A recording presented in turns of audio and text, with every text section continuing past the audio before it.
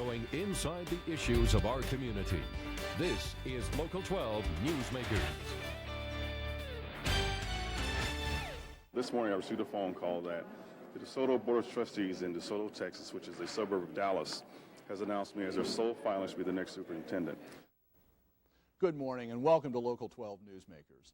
This past week, Alton Frailey made a sudden announcement that he was leaving to accept a superintendency in metropolitan Dallas, Texas. Local 12 reporter Jeff Hirsch prepared this report. Cincinnati, what are you really like? That's what Alton Frailey asked students, parents, and teachers when he started here 2 years ago. What Frailey found out was that running a big city school district is an incredible challenge. No, I was not asked to leave. I was not asked to look anywhere else by anyone here in CPS. There's nothing I'm running from, but there's something, a dream, an ideal, an opportunity that I'm running to. Frailey came here from suburban Houston. He's returning to suburban Dallas to a superintendent's job in a middle-class district far different than Cincinnati. Urban education is tough. Problems of poverty, race, politics. The average big city super lasts just 2.5 to 3 years. Was he in over his head in a big urban district? He clearly did not have the experience with the types of reforms and initiatives that we've been working on in Cincinnati, so the experience was not there. On the upside, under Frailey's watch, voters passed a $500 million construction bond issue and renewed an operating levy. Student test scores improved, getting the district out of academic emergency. On the downside, enrollment is declining, the budget was overspent, and labor relations were not good. Still, the school board did not force Frailey out, recently giving him a raise to $195,000 a year. One board member says Frailey walked a tightrope. It's a double-edged sword of not being from Cincinnati. You provide that new perspective, but at the same time, you aren't familiar with all of the closets. To discuss where the Board of Education and the school system as a whole goes from here, I am joined this morning by Florence Newell, the president of the Cincinnati Board of Education, and Harriet Russell, the vice president of the board. Welcome back to Newsmakers. Thank you. Just how much of a surprise was this? It was a surprise to the public, but did the board have a sense that something was going on, Florence?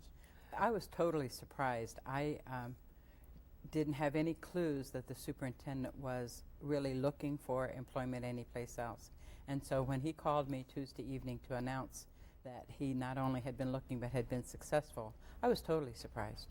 Now, some people have said a surprise announcement like this in the middle of a school year may make it difficult, especially since he's only been here basically 2 years, may make it difficult for CPS to go out and search for another superintendent. Harriet, do you think this is a problem for the district? No, I don't think it's a problem. I think that the things that have been accomplished in this district are not the result of the efforts of one individual. What goes on in classrooms across the district depends upon the support that we give to teachers, the commitment of teachers, the leadership of the principal of that school, and the support that they receive from the central administration. So it's really a team effort. And so, yes, I think a superintendent and a school board sets a tone and provides resources. But, you know, the job is really done in each classroom throughout the district. Yeah, in fact, I have heard teachers, you were a long-time teacher, you've been a teacher, I've been a teacher, I've heard teachers say, superintendents come, superintendents go, and what happens in my classrooms, I'm going to do what I'm going to do. Right. But I think that if I could add to that, though, that the fact that he left because of a decision that he made, because of an opportunity he saw for himself, doesn't harm our district. If he would have left for other reasons, then it might make it difficult for us to select the next superintendent. But given the reasons that he's leaving, I think that we're still in pretty good shape. One of the things, though, that in that story that Jeff just did on actually last Wednesday, Sue Taylor, the head of the teachers union, raised the point that maybe Alton Frailey wasn't prepared for this job, the big city superintendency. In fact, now that you are where you are, what are the qualities that you think are needed in the next superintendent? That, and this is not an analysis of Alton Frailey, but this has to be done against the backdrop of what his strengths and weaknesses were. What do you think we need at this point? I think that A couple of things we need. We clearly need someone with strong leadership skills, but we also probably need someone who's had experience being the superintendent, whether a large district or a small district, but someone who has actually been the superintendent of a district is something that I see would be of great value. You know, Stephen Adamowski had been a superintendent, but only of relatively small districts. If I remember correctly, the largest district was a little over 4,000 students. Right. Is that enough, or does urban education need something too? I think urban education means something, and I also think experience with urban culture and communities and organizations that are very committed to supporting the students of our district and the education of the students of our district, and understanding the dynamics of working with those organizations. Communication is a high skill that is necessary, and it's part of this leadership concept that we would be looking for, because there's internal and external leadership, but the commitment to communicate is essential. Commitment to communicate by the superintendent to the public, the external, the parents, not the just children. to the public. But that's what I'm getting to. Internally and externally. And that was one of the struggles here. Let's be honest about this. The internal communication was weak to non-existent, and we have to have the internal communication. And I'm not just talking about with the board. I'm talking about throughout the district. With employee organizations, with the principals. These kinds of things sometimes just cannot be delegated. There's no substitute for the superintendent conveying. Okay. I'd like to remind us, though, that the profile that we developed for our search for Superintendent Frailey was a profile that was established through wide community engagement about what we should be looking for in a superintendent. So I think we need to remember that what we came to as far as what we were going to look for in a superintendent wasn't just the board's view, but it was a wider, stakeholders had something to say about that. Will the process be the same as the last time? And as I understand the process, the shorthand is you will hire a search firm who will pre-screen people and then select, say, I don't know what the number is, 5, 8, something that you actually interview. Is that the same process that you will use? I think the board has to discuss that. Yeah, we haven't really met in order to decide, but the board will decide on a process, and we haven't eliminated using a similar process as previously, but we haven't made that decision. One of the other things that I've had conversations with over the last couple of days with a number of people is the whole question of someone who has come up through the ranks and knows Cincinnati Public Schools versus bringing people in from the outside who have to figure everything out from the is there a meaningful expectation that internal candidates have a chance here, or is it going to be an outside person again?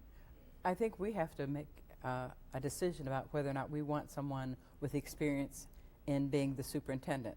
And if we want someone with experience as a superintendent, that would eliminate anyone from coming inside. Because they haven't been because they superintendent haven't by been. definition. Right, Yeah. right. And so I think that question has to be answered. And then I think we consider, if the answer is no, we don't have to have someone with experience, then clearly it's open to anyone, including individuals who are in the district right now. Well, there's some things to be said, too. Sometimes as the old saying goes, the devil you know is better than the devil you don't know. Maybe we do know some of the people within the district well enough, and they know the district, our challenges and our needs, so that they could address our issues more thoroughly and more rapidly, and we wouldn't, we don't have time to waste with the issues with which we're confronted. And when does Alton actually leave? That's still to be determined. Yeah, we haven't had a discussion about that yet. You don't know that? No. There will be an interregnum here, a period. Who will run the district? We have a deputy. And that is? Rosa Blackwell. Rosa Blackwell. Who is the person in charge when the superintendent is away from the district right now. Right. And who did it between the last That's during correct. the search the last time.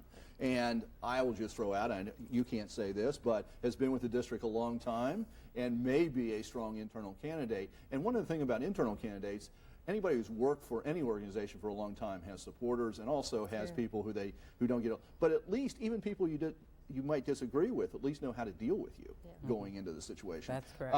Anyway, moving on here, there are other things that are sort of left hanging out there. And I'd like to explore some of that. One would be budget cuts, and because there was, you got the levy through, but money is still short, and there's some budget cutting. And the other thing I'd like to explore is this proposal that was out there where Alton Frailey went to the mayor, to Charlie Lucan, and set up this commission of community leaders to review the operation of the school system again. Where are we left with some of these things like that? Let's start budgets first. Right, and I believe that everyone is still committed to making some cuts, which would include some early consolidation of some schools, perhaps some schools closing that were not scheduled to be closed in the facilities master plan. Which is what we've been talking about for the last couple of weeks, or you've been talking about for the last couple of weeks. Any others out there that might come onto that table that we don't know about? We haven't heard of any others. Okay. Who proposes those closings? Is it the superintendent? The superintendent, okay. correct. Go ahead. And then and so we're still discussing the recommendations that he has suggested. Also, on Wednesday, we were introduced to the proposed severance package, which would be another way of looking at reducing our budget. And then we still have to have the discussion about how many teachers and other individuals do we actually need, and what kind of cuts do we have to make in Given our staffing. the falling number of children in Absolutely. the schools Absolutely. and that sort of thing. And I would say that everyone is in agreement about the needs for us to do those things, those kinds of things. Now, to rephrase this, because I lumped two things together, this whole board that has now sort of been formed out there by the superintendent and the mayor. My understanding is that was done by the superintendent and the mayor, and the Board of Education really wasn't very involved in that. What do you think is the future of that effort, that initiative, Harriet? Well, I think that we welcome at any time the volunteer efforts of any individuals. As the board was totally out of the loop on that, this is something that, as we work through the process, in the next month of the succession of the superintendency, I'd say that we will have to take a look at what role that task force can really play. We are faced with the legal deadlines for notification of departure of staff between now and the end of June and July, and they have to be notified. They must be notified, like administrators, by the end of March, and teachers by the end of April. Right. And therefore, our first responsibility is to look at these immediate issues, and to see. And we may really have to look and say, are there some positions that the responsibilities and functions can be taken over by other individuals, and we can just eliminate positions. I mean, we can consolidate. Just as we are merging schools, we should be able to merge some positions and therefore reduce. And that's really something that internally the board and the administration can do, not waiting for any task force out there. It's not just a question of the board and the administration can do it. We must do it, and we will do it, because we are going to. Do you have a this sense budget right now, in terms of dollars, how much has to be cut? Totally, putting all those different approaches together? Probably between the 32 million and probably between 32 and 45 million. 32 and 45 million. And I know there's a gap there, but that depends upon which decisions. Right. It might be that it's a little easier if we are able to believe we can afford the severance package, and that it will save dollars. But we still have questions to be answered about the severance package, and we've got to, we have to do our research this weekend and this coming week on that. There's a couple of things, and we're almost out of time. But there's some things that have been on your table for a long time. Things like hiring a construction management team, creating a new long-range strategic plan? Do those just sort of stay in place for the moment and wait for the next superintendent? No, absolutely not. As a matter of fact, I think that we may be considering a decision around program manager services at our next board meeting, and that we will continue to work on a strategic plan, even if what we do is develop the process for developing the strategic plan. We can't wait. And both of those things have been held up because of conflicts over the last couple of years between the superintendent and the board. So maybe this clears the way for some things. Correct. Thank you. Good luck. I know you two or some group of board members are going to be back in the next couple of months. Well, we thank you because we think we really pulled together. We want to say one other thing, too. We deeply appreciate the 59% of the voters that approved issue 32, the tax levy renewal on November 2nd. And made me really wrong on some of my pre-election predictions. And but I'm happy they did. Thank you. Stay tuned.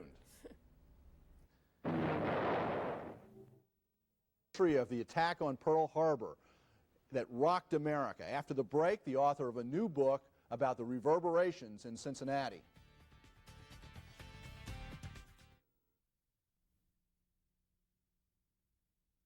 In the west, San Francisco looks anxiously into the skies as war travels down the coast on wings. Air raid sirens sound. Women and children in New York make for the safety of underground shelters. After a while, you'll get used to it. World War II conjures up images of soldiers and battles, but that war transformed every American city into a home front and every citizen into a soldier. A new book, Cincinnati, The World War II Years, explores the way the war transformed the social, economic, and political lives of Cincinnatians. I am joined now by its author, Robert Miller. Bob earned his doctorate in American history from the University of Cincinnati, where he now also teaches. He also works as a consultant and worked as the project historian for the Cincinnati Goes to War exhibit at Cincinnati Museum Center. Bob, welcome to Newsmakers. Thanks, Dan. This book is not a ponderous history tome with lots of footnotes. What's really the core of this book? I hope not. It's really meant for a general reading audience, people who would otherwise not pick up a history book. I think they're going to be drawn in just by the captivating images. It's filled with images. I don't know what the total number is. And one of the things I have to say is they're all from the Cincinnati Historical Society Library collection. It are all local images. It was just a real treasure trove for me to go back into that collection, and it's grown from the time that the museum exhibit has opened several years ago. So. Right. Now, one of the things that happens with history, events in history, is we tend to write their history based on how they turned out. And I think that's very clear with World War II. And one of the most interesting things about this book that I think people are going to find interesting is your very first chapter entitled A Divided City. What's the theme here? Absolutely. That's just a story that most people are, I would say, totally unaware of. The whole notion, if I could take you back to 1940, is the war in Europe has already been going on for over a year, yet here in Cincinnati, the vast majority of Cincinnatians are more fixated with the baseball pennant race and the chances of the Reds going back to the World Series, and they eventually do and beat the Detroit Tigers. But you can tell by the headlines, that's the big story in Cincinnati. The subplot and two groups that are beginning to emerge on each end of the political spectrum, if you will, are groups that are just avowedly against any participation in the war. An America First committee has already started in the fall of 1940 and will have a local chapter here in Cincinnati by 1941. On the other side of the coin are people who can only see the wisdom in propping up Great Britain as the last best hope before Hitler takes over all of Europe. And it's very interesting how people divide up in those two camps when you start talking about the actual people. Yes. The America First group, and probably the most famous spokesperson for that point of view from Cincinnati, was our senator, Robert Taft, Mr. Republican, right? Officially, no. Certainly he was the voice of Midwestern isolationism He had no official ties with the committee, but was in correspondence with them and more or less a figurehead. And his wife also carries that same perspective. Absolutely. And resigns from the League of Women Voters, right? Right. She had been president of the League of Women Voters dating back to the early 20s and broke with that organization because of this issue. And then on the other side, you get some surprising people who are saying we have to support Britain and look towards the possibility of war, which includes the bishop of the Episcopal Church here. I mean, this is just always surprising. You couldn't ask for more. And this is, pretty much the starting point for my book, because my contention is what's happening here in Cincinnati really plays out on a larger canvas, on the national stage, because Bishop Hobson is not just a voice in the community, he's also the chair of an interventionist group called the Fight for Freedom Committee. And he's pushing Roosevelt to go even more than Roosevelt was willing at that time, armed military intervention. And do these two groups just sort of exist, or do they actually ever debate each other? Does it ever come to something of a public head?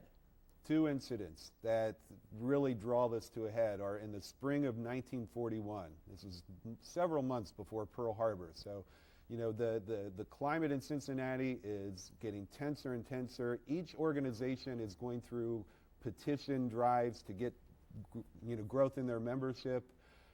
There's a protest down on Fountain Square, and it's all against the whole issue of whether or not the United States should convoy its goods across the Atlantic to Great Britain. As part of Lend-Lease and other things, right? This is in the aftermath of Lend-Lease, and the America First says absolutely not. We're dead set against it. To present their symbolic protest, they put coffins on Fountain Square and say, don't put your babies in these coffins. Say no to convoys. And that's very interesting, because some people think that sort of very graphic, very extreme imagery is somehow all related to more recent times. But there it was in the early 1940s, right here in Cincinnati. I want to jump ahead. The beginning of chapter 4, you write, your very first sentence is, not since the days of the American Civil War had the home front and the battle front been so united. Perhaps the most pervasive message that ran through wartime propaganda was the link of everyday efforts of factory workers, homemakers, and even children with a lot of soldiers and sailors on the front lines. Right. Now, we all know that. Once Pearl Harbor takes place, there's this huge conversion, and people see themselves here as part of the effort. Women go to work in the factories, all those sorts of things. What strikes me, though, about this is very different than what we're experiencing today. We're at war today in Iraq, and yet there's these mixed messages, as far as I can tell.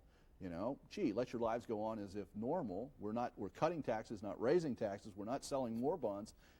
What about this? This seems very interesting to me. It's totally different, totally different. The war on terror, as you said, the message has been, you can show your patriotism by going about life as normal.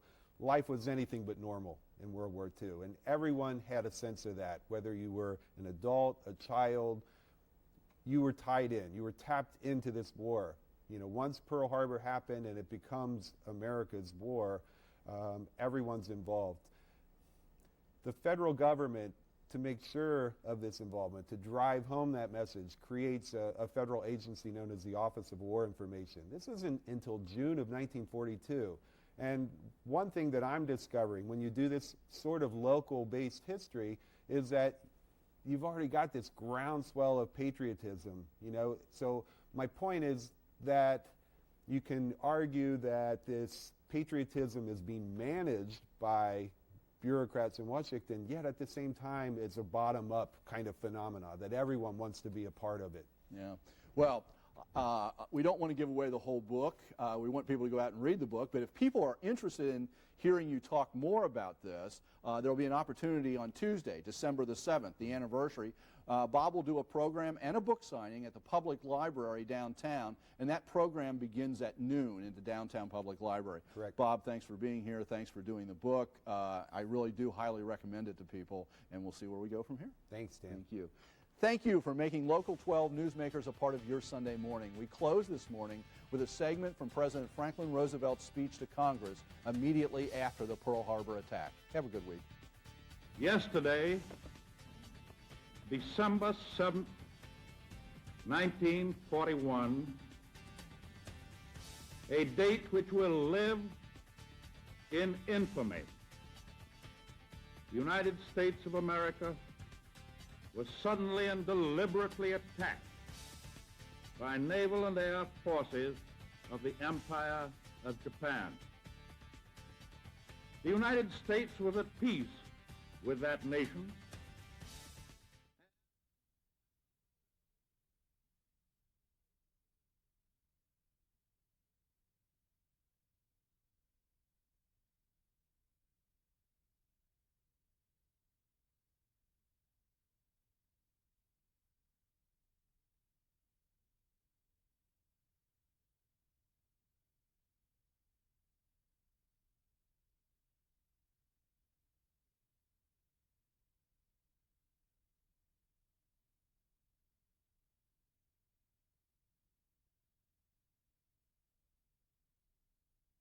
I didn't hear him. Did you hear him? Yeah, he's okay. Okay. So anyway, we'll just pretend we're no longer doing it the same way. They're not even going to see me. They're not going to be shifting cameras. We're just going to run one camera. I didn't even notice. Yeah. You did great, by the way. You did actually really good. Thought it was fun. So how many minutes was that? That's bad. That's really quick. I don't know the exact. I had a time for 10 total, but I might have gone like 30 seconds over for the first. The first part of the show, in my mind, is usually the harder news story. It was about Alton Frailey's. Right. You tell me when you want to do it. So normally I won't cut somebody off in the middle of a sentence or something because I can always take it out the second half. The second half tends to be a little bit softer, like a book review or something. In fact, remind me if I forget, as soon as they roll here. I got contacted by somebody, and I don't know if she's a UC graduate originally. Got a new book out on these. Okay, we'll talk about that later. Bob, just a couple of things I'd really like.